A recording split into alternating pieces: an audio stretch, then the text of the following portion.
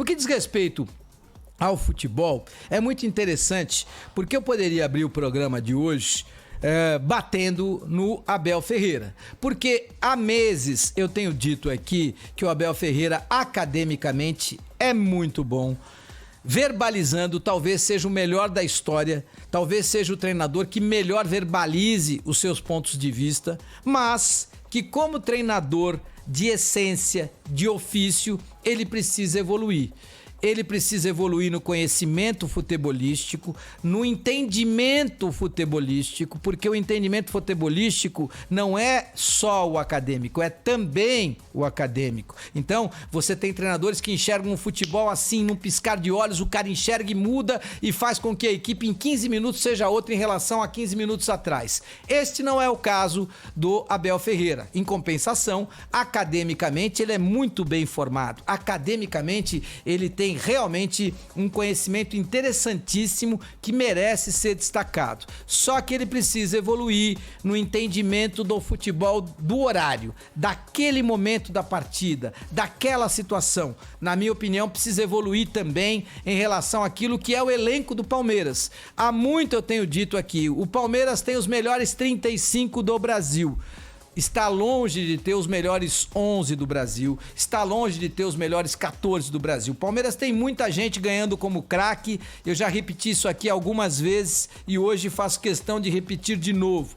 O Palmeiras tem muita gente ganhando como craque, que é pouco acima da média. E aí, você troca um Rafael pelo outro e não muda absolutamente nada. Você troca um Wesley por um Danilo e não muda absolutamente nada. Por quê? Porque não são diferentes. São, em alguns casos, medianos, em outros casos, um pouco acima da média, mas ganham como craques. Mas este não é um problema do jogador. Porque se tem alguém ganhando, é porque tem alguém pagando. Esse é um problema de quem lá atrás imaginou que esses jogadores pouco acima da média, eles fossem craques. E aí você vai para um jogador como o Rony, que tem virtudes, que é acima da média, mas não é o diferente. Ele não é o Dudu, ele não é o Gabigol, ele não é o Bruno Henrique, ele não é o Arrascaeta. Estas são as diferenças do Palmeiras. E aí a gente vai para um momento um pouco mais delicado.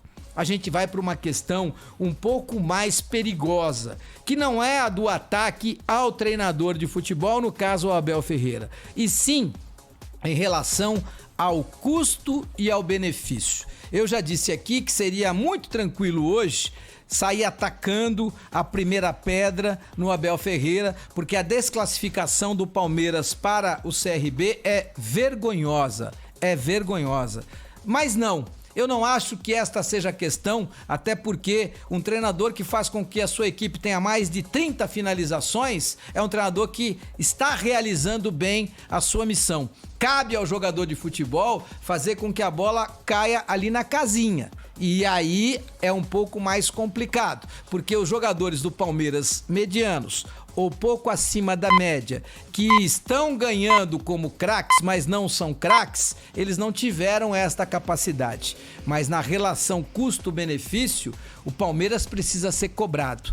Esses jogadores precisam ser cobrados.